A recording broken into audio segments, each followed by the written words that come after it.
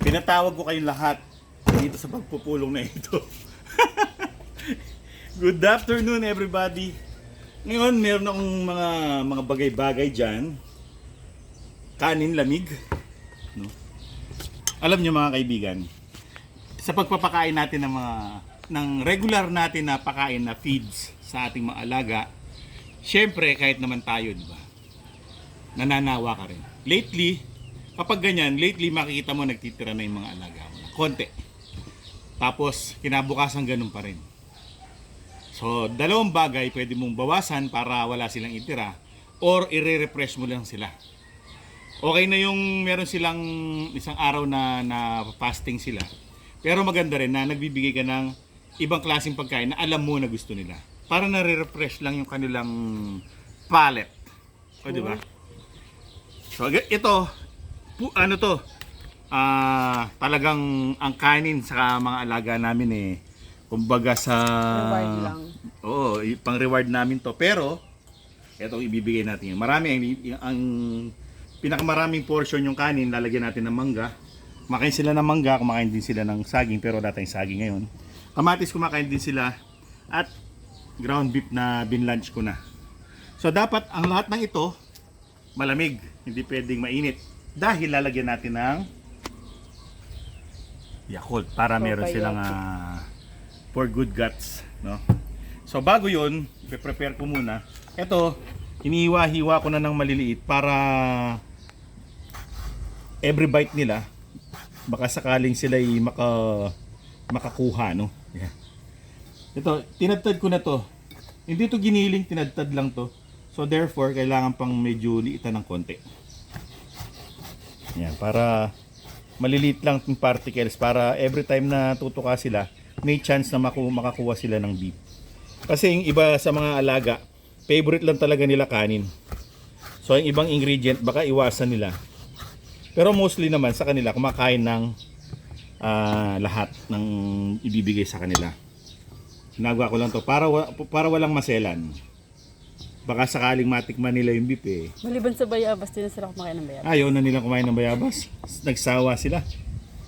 Kasi pag panahon ng bayabas mga kaibigan, pag umpisa yan ng panahon ng bayabas, talagang sarap na sarap sila sa mga bayabas na binibigay namin. Yung nalalaglag na bayabas, yung hinog na hinog.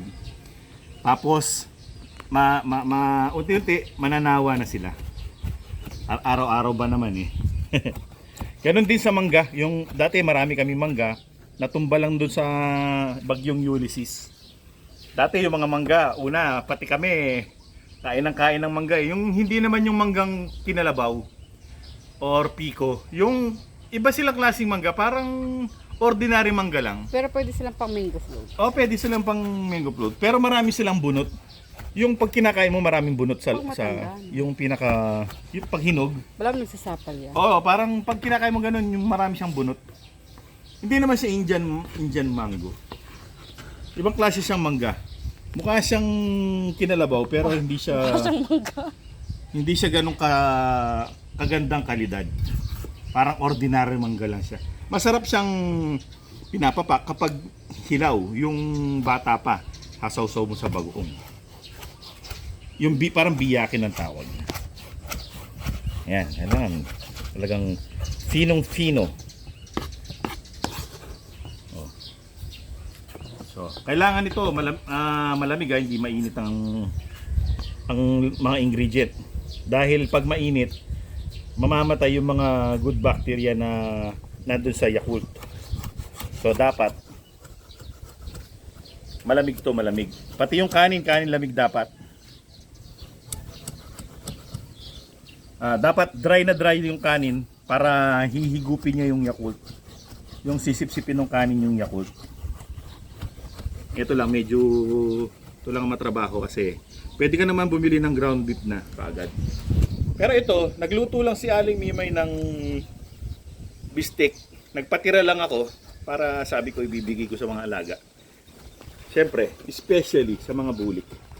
Alam niyo naman, ito yung mga bulik sanay sa kanin yan. Tsaka sa mangga, binibigyan ko mangga yan tsaka kanin. Sigurado agawan to. Ganyan yung mga bulik Ngayon naka-range ngayon, nakapakawala yung mga pangalawa.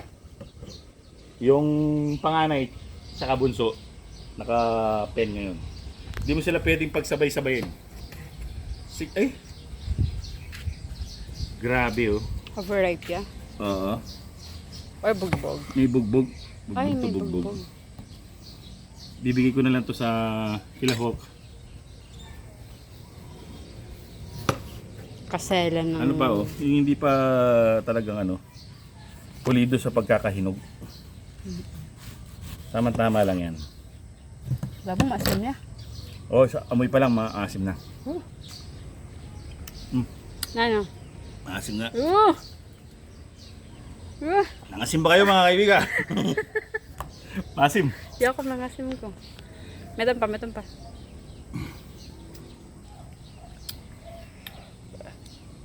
Ay, okay. Hindi siya ganun kainog.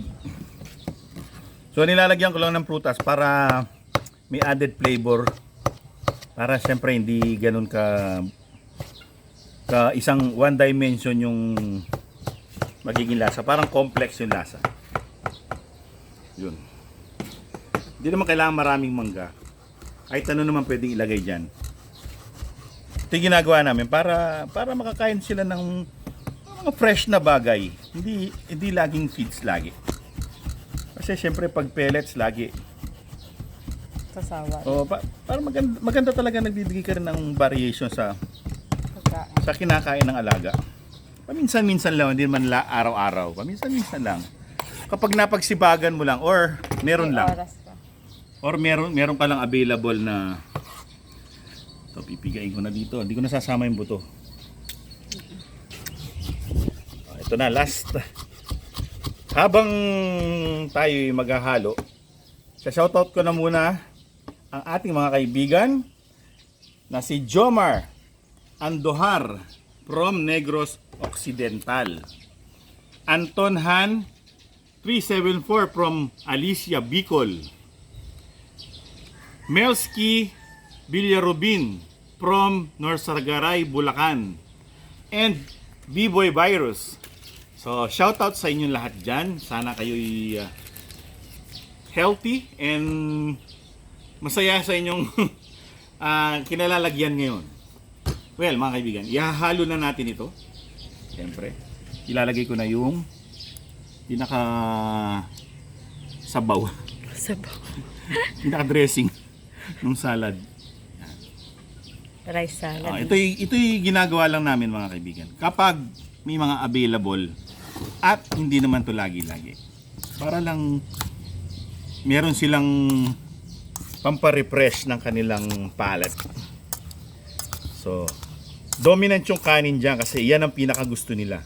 So, para mapaibig mo sila sa ibang ingredient, isasama mo dun sa kanilang favorite na kinakain. Baka sa susunod mag-request na sila, beef naman po. Kasi pag hindi sila sanay, ititira nila yun. Yes. So, i-introduce mo lang in small amount yung ibang ingredient. Di ba? Ang ganda ng kulay niya. Pero hindi ibig sabihin na yung mga manok namin, kanin lang pinapakain niya sa mga manok niya. Hindi. Ito ay bilang ano lang, pampa-refresh lang. Pero talaga binibigyan ko ng kanin yung mga sisiw. Yung mga sisiw sa kamay ko para maging maamo sila. Kunti lang. Nakita naman nila sa video yun. So, hindi ako mapakali. Bakit? Aray! Aray ko. Amboy, no, bebe. Amboy. Stop it! Huwag magulo, God. Huwag magulo, bebe. Huwag magulo. Oh. Sample. Ganito. Ganito kumain ng aking mga bulik. Natulala siya din. Tulalay. O, ito na. Mapapanood nyo na. Dali, iano ko to. Para makita nyo mabuti. Oh. Tignan nyo naman kung gaano kaganado sa buhay yung mga bulik ko. Mababarog ka dyan, Amboy. Ay, nako. Ay, nakakain siya. Ay, Kumakain ka ng mangga. ay, halayang marine. Hindi siya invited sa party.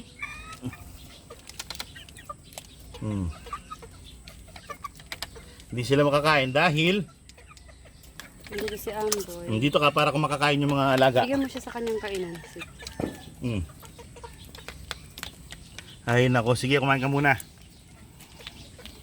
Puto na lang wala si Judge.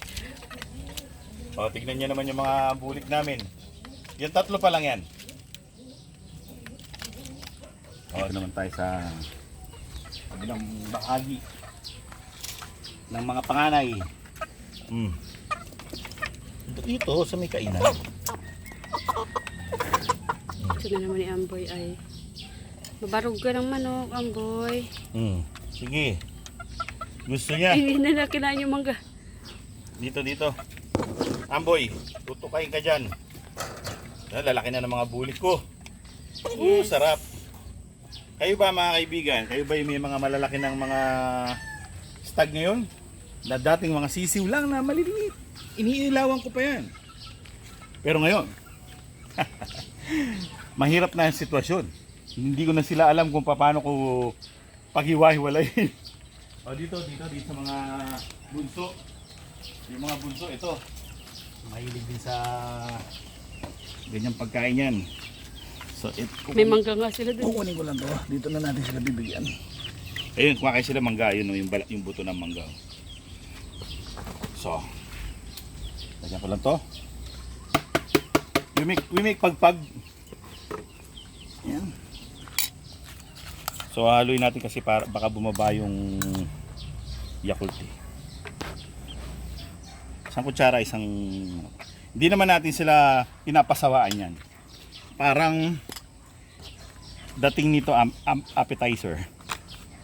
Pampa-refresh lang ng kanilang palate. Pero hindi ko na sila papakainin ng pellets ngayong hapon. Kasi, eto na yon. Bukas na sila kakain ng regular nilang feeds.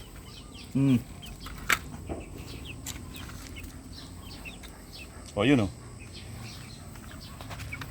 Kakahiyaan pa. Ay niyan.